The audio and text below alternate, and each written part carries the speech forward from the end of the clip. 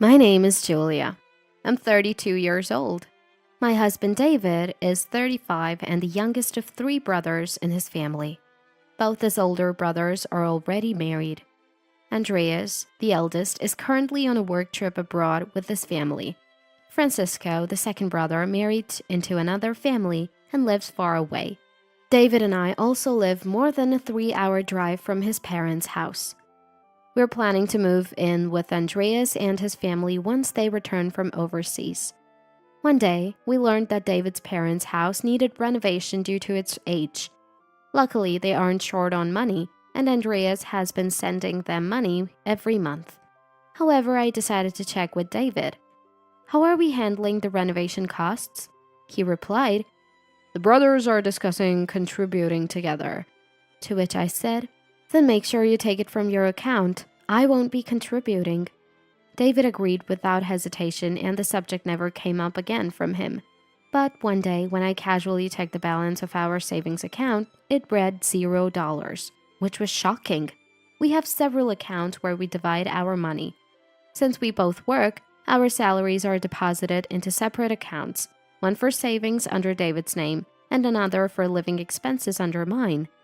Have always considered both accounts as our shared finances. We each have personal accounts too, where we keep our individual earnings. And for this renovation, the funds were withdrawn from David's savings account. Moreover, the total amount was about $30,000. I discovered it on payday when I went to make a deposit. Panicked, I checked my personal account designated for living expenses, and thankfully it still had money. That night when I confronted David, he casually admitted, "Yeah, I took it from there." Checking the passbook, I found that the money was withdrawn the day after he mentioned the renovation to me. "Why did you do that? I told you to use your account," I said, angry. "It's my account, isn't it? It's in my name," he replied. "But if it was all your money, I wouldn't say anything. But half of it is mine, right? We have separate salary accounts. Why don't you use that? Do you really think this is okay?" I argued. David looked confused, not understanding what I was saying or what was happening, insisting, "It's in my name, so it's fine." "I don't intend to pay for this. Give me back my half. It's the money I deposited," I demanded. "Always about money. We're not struggling for living expenses. We can just save up again." He wouldn't discuss it further. I wondered, isn't $30,000 a lot for one person? How much did the other brothers contribute? Curious, I contacted Francisco. Francisco was surprised. "Renovation? What's that? I haven't heard anything about it."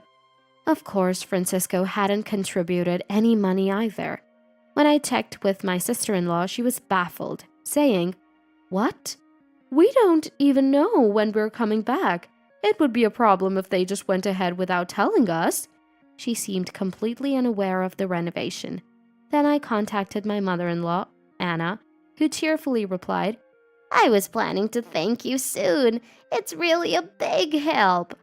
It turns out my foolish husband David had blurted out something like, "I'll cover whatever's lacking." Julia agreed to it too. At this point, my mind was in total disarray. I had been saving hard, thinking of a future with children or possibly buying a condominium. Thought that this money was being used for a renovation at my in-laws' house, where we had no plans to live, brought me to tears. I was worried about our future as a couple, seeing how David was confusing our shared finances with his own. Then I got a call from David. It seemed he had heard from Francisco. His first words were, "Why did you tell Francisco?" Which made me realize things were really bad. Last time I called Anna at my in-laws, she had said she was grateful for the $30,000 and I couldn't tell her the truth, so I just went along with it and hung up. But then I called back to tell her the real situation. Anna was genuinely planning to renovate soon, but when she mentioned it, David had said, "Is money an issue? I can prepare about $30,000. She was speechless. The renovation was just interior and layout changes, not considering our living together at all. It seems they hadn't considered living together with us at all. I informed my workplace that I would be taking some time off, packed my belongings including my bank card and seal, and left the house. When I got to my parents' house, they weren't there. I explained the situation to my dad over the phone and he said, "It's good you're coming back, but I'll be late today, so stay at a relative's house." So I took refuge at my relatives. There were many missed calls and texts from David on my phone. "Don't do things on your own. That's my money, right? Why even tell mom? Don't start asking for money back now. You work too, Julia. You can easily earn that much. I'm not saying we have to live together, so it's fine. Didn't you even encourage the renovation? Don't act like a child." I hadn't opposed the idea of renovation. I thought a nicer house would be more comforting for the rest of their lives, and if Andreas's family really came back to live together, it would be impossible in that old house. But that was a general opinion, not an agreement to live together or contribute money. David's arrogance saying, "It's my money," but then acting grand about just $15,000 was infuriating. I saved David's text on an SD card and transferred the data to my computer.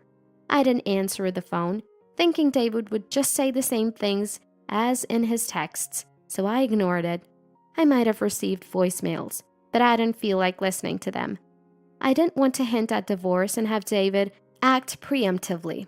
So I planned to let him think I was just being childish and then take decisive action. Before we started saving, David and I had discussed, let's work hard and save money together for the future. I thought he understood, but apparently he didn't.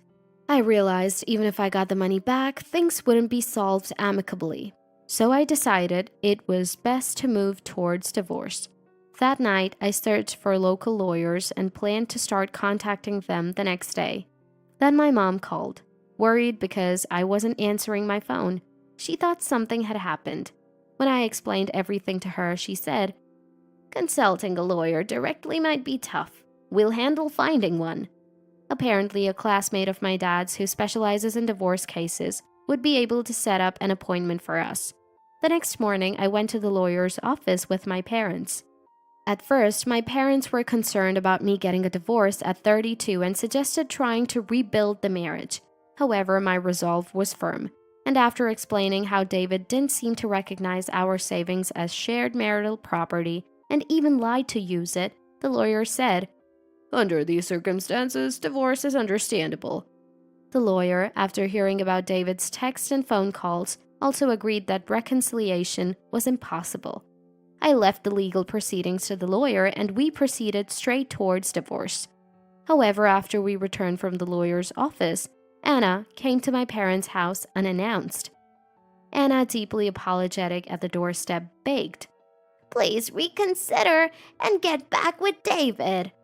When Julia willingly contributed the money, none of this would have happened. Hearing this, I thought, she's not even reflecting on what happened, and said to Anna, "That money was an important asset I planned and saved for our future together. It's not about the amount. David, using it on his own undermines the trust in our marriage. How can I continue a marital life with someone like that? I don't want Anna to make it sound like it's my fault. There's nothing left to discuss. Please leave." I turned Anna away. Afterwards, my parents also spoke sternly, so I think it's okay. But I'm worried that surprise visits might continue for a while. David was promptly contacted by the lawyer and his texts kept coming incessantly. The most shocking text from David was, "If you're so upset about me using my money to renovate my parents' house, why not use Julia's money to renovate her parents' house next time? That should settle it." I couldn't understand David's way of thinking at all. He also sent texts like, "I was lonely yesterday. I realized I can't do anything without Julia. You're coming back today, right? I want to eat a warm meal." As if a warm meal can be simply bought from a convenience store and heated up. And then there were texts that seemed like angry retorts. "If you're not coming back, give back the card for the living expenses account. My money is in there too. You're at your parents' house, right? You don't need living expenses." Even my parents were dumbfounded by this. David used to be normal, but I don't understand why things turned out this way. He used to share household chores and we would show each other our bank statements. He was serious about his work and talked about having children soon, seeming like a completely normal husband. We only visited his parents' house around Christmas, and I never felt forced to do so. Both David and I own cars, but since we each bought our own, they are in our individual names. So we've paid for car maintenance and gas with our own money. Initially, I suggested that car expenses should come from our living expenses, but David said, It's fine for Julia's car, but mine is bigger and costs more to maintain, so I'll pay for it myself. So I decided to pay for my car expenses with my own money too. It makes me wonder, is he really the same person as back then? A few days later, there was a call from the lawyer at my parents' house. Tomorrow, I'm supposed to meet David, and it seems Anna will be there too. The lawyer asked for the renovation details, but initially, Anna claimed she lost them. However, when the lawyer insisted that it could be verified, Anna reluctantly agreed to look for them. Then, a shocking revelation came to light. The renovation details David's family provided were clearly tampered with. The lawyer didn't confront them on the spot, but took a copy and checked with the construction company today. It was confirmed that the documents were altered, and they discussed how to handle this with the company's lawyer. Anna barged in and for some reason blamed me. I was completely uninvolved and unaware, but the construction company wanted me to hear the situation. So I went to David's parents' house with my lawyer to explain. I had to face David there, but since I've left our marital issues to the lawyer, I didn't speak to him, only talked to the construction company's lawyer as necessary and then left. Anna called me a harsh wife. I couldn't help but retort, "Who's talking?" I don't understand Anna's logic. It seems there was never an intention to use the entire $30,000 David provided for the renovation. Anna was caught by David for not doing so and demanded the remaining money. She apparently thought, "I've already spent it, so I'll just alter the documents. We're getting divorced anyway, and I can blame Julia." David believed he had covered the shortfall of $30,000 for the renovation. Hearing this, I felt a bit sorry for David. But more than that, I wanted to cut ties with such a family. When I saw the $7,500 renovation at the in-laws' house for the first time, I thought, really? That's it? It wasn't about the quality of the construction company's work, but more about whether such renovations really changed anything in their lives. However, the appliances in the house were state-of-the-art. It turns out about $20,000 was spent on electronics and custom-made furniture, and $15,000 of what was David's money. Anna was laughing, saying, "We went over the initial budget." The details proved that the money that caused our divorce was misused by Anna, who frivolously spent the $30,000 David gave her and attempted to cover it up with altered documents, leading to a resolution. The lawyer for the construction company suggested settling the matter amicably, but the on-site workers were angry, fearing they might be held responsible. Well, it's a family of someone who will soon be a stranger to me, so whatever happens is none of my business. I realized it was good to know before having children or buying a house that Anna, who was not usually so condescending, could be so arrogant.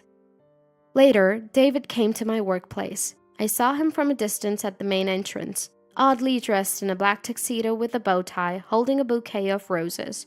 Recognizing David from afar, I ignored him and left. My colleagues know what David looks like, so he must be the laughingstock by now. The next day, I thought about coming in at a different time, but the lawyer advised me to take the day off.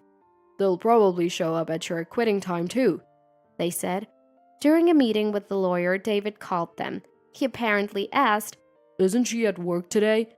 The lawyer replied, "If someone stands in front of the company dressed like they're in a punishment game, it's normal for people to avoid them." The lawyer also warned, "If he comes here again tomorrow, we will call the police." David's reason for coming in that attire was apparently to apologize, but such an apology is meaningless. The next day, David also took off from work, which was even more unsettling and creepy. A few days later, I met David at the lawyer's office. I thought he would bring Anna, but surprisingly, he came alone. A few days before meeting David, I received a letter of apology and an envelope from the lawyer. The apology was handwritten on 10 sheets of stationery. The first few pages were admissions of his faults, and the rest were reminiscences of our times together, like going to the beach and having fun. The envelope was thick, so I thought it might contain cash. The lawyer asked me, "Do you want to take this with you?" I said, "Please tell him I've read it," and asked the lawyer to return it. However, David brought the letter back. I refused to accept it, having already read it. Along with the letter, I was given a contact address, which turned out to be his parents' home. It became clear that David was not living independently. The lawyer said, "There's no need for contact details if we're divorcing," and David retracted them. The lawyer ended up keeping the letter. After the discussion, as I was about to leave the office first, David shouted with tears in his voice, "I was happy to have been married to Julia." I thought this would be our last meeting, so I responded firmly, "No, marrying you was a mistake. It wasn't just about you using our shared assets. You lied about splitting the renovation costs with your brothers, who didn't even know about the renovation. You told your family I contributed, and you didn't even see it as a problem. All of that was the issue. To say our marriage was happy after all that is unbelievable. I will file for divorce and we will be strangers. Just be thankful I'm not reporting you, and make sure to pay the bond and the divorce trial promptly." David seemed shocked that I spoke to him so formally. As I was about to leave, David stood up, which startled me, but the lawyer stopped him. I left, ignoring his cries, which gave me chills. After that, I successfully filed for divorce. I closed the joint account David and I shared, split the balance equally, and additionally claimed a modest amount as a bond for the divorce trial, which he paid in full. I also remembered to cancel the insurance policy we had together as a couple. David apparently couldn't stay at his current company anymore and was transferred to an affiliate company. The mental toll this whole ordeal took on me is indescribable. Marriage is indeed challenging. For now, I plan to travel alone and enjoy my freedom and personal time.